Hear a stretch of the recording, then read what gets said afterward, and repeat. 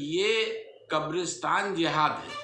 भाई रे भाई, रंजीत श्रीवास्तव का अब यही बयान सुनने को रह गया था और अब लगता है कि यही बयान उत्तर प्रदेश भर में भूचाल ला देगा। वैसे भी लव जिहाद की समस्या कम थी, जो कब्रिस्तान जिहाद शुरू होने जा रहा है। फिलहाल मामला क्या है और काहे के लिए ऐसा बयान आया है, आप खुद ही भाजपा के वरिष्ठ नेता और साथ ही नगर पालिका के पूर्व चेयरमैन रंजीत बहादुर से सुन लीजिए कि आखिरकार कौन सी ऐसी नौबत आन पड़ी कि ऐसा बयान देना पड़ रहा है। सुनिए जरा कि क्या कह रहे हैं। कब्रिस्तान एक समस्या बन रही है पूरे हिंदुस्तान की। अब सुनने के बाद तो लोग समझेंगे कब्रिस्तान क्या समस्या है। मैं इसको स्पष्ट करता हूँ कि वास्तव में मैं पूरे हिंदुस्तान की बात तो नहीं कर पाऊँगा। उत्तर प्रदेश के अंदर मैंने जो अपनी आँखों से देखा है, मैं लखनऊ से शुरू कर देता हूँ चूँकि उत्तर प्रदेश का मामला है। पेपर मिल कॉलोनी, कब्रिस्तान खत्म, वहाँ पर बिल्डिंगें बनी हुई हैं। राजाजीपुरम, डालीगंज रेलवे क्रॉसिंग के पास तमाम स्थान हैं जिसकी मैं सूची शासन को दूंगा। आप हमारे बाराबंकी में आ जाइए, करबला की ज़मीन 11 बीघे ज़मीन है, आज मुर्दे दफनाने की जगह नहीं है।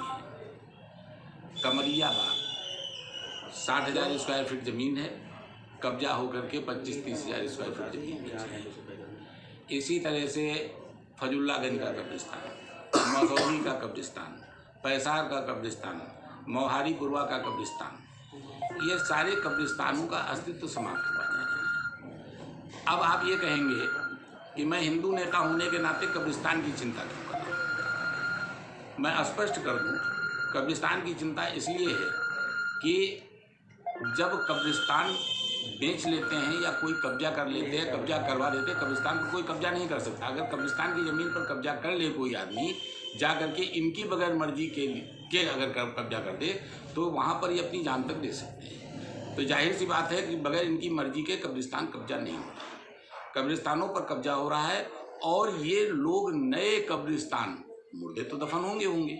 जब कब्रिस्तान अस्तित्व में नहीं रह जाएगा तो नई जगह ढूंढी जाएगी। नई जगह ढूंढ करके ये लोग अपना कब्रिस्तान बना लेते हैं और कब्रिस्तान बनाने के बाद उसको कब्रिस्तान घोषित कर लेते हैं, उस पर झगड़ा करते हैं। तो ये कब्रिस्तान जिहाद है, ये लव जिहाद की तरह से कब्रिस्तान जिहाद चल रहा है इसमें। तो इस कब्रिस्तान जिहाद से बचने के लिए हम कब्रिस्तान बचाओ समिति बनाने जा रहे हैं। हमारे ज्ञान प्रताप सिंह ज्ञानू जी सभासद हमारे प्रदेश उपाध्यक्ष रहेंगे। हम मसौली का भी कब्रिस्तान है, तमाम इस जिले के अंदर कब्रिस्तान है। हम ये चाहेंगे कि इन कब्रिस्तानों की सुरक्षा इसलिए भी कर दी जाए कि कालांतर में आगे आने वाले समय में अगर मुर्दे दफन होने की जगह नहीं रह जाएगी तो फिर इसके दुष्प्रभाव भी हो सकते हैं, हिंदुओं की ज़मीनें भी जा सकती हैं।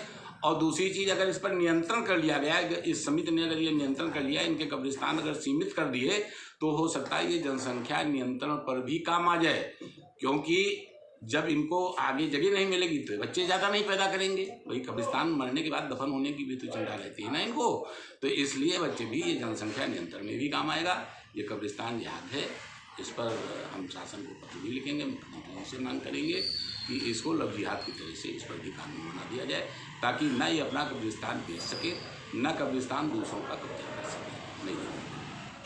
तो भाजपा के वरिष्ठ नेता रंजीत बहादुर का बयान सुना आपने।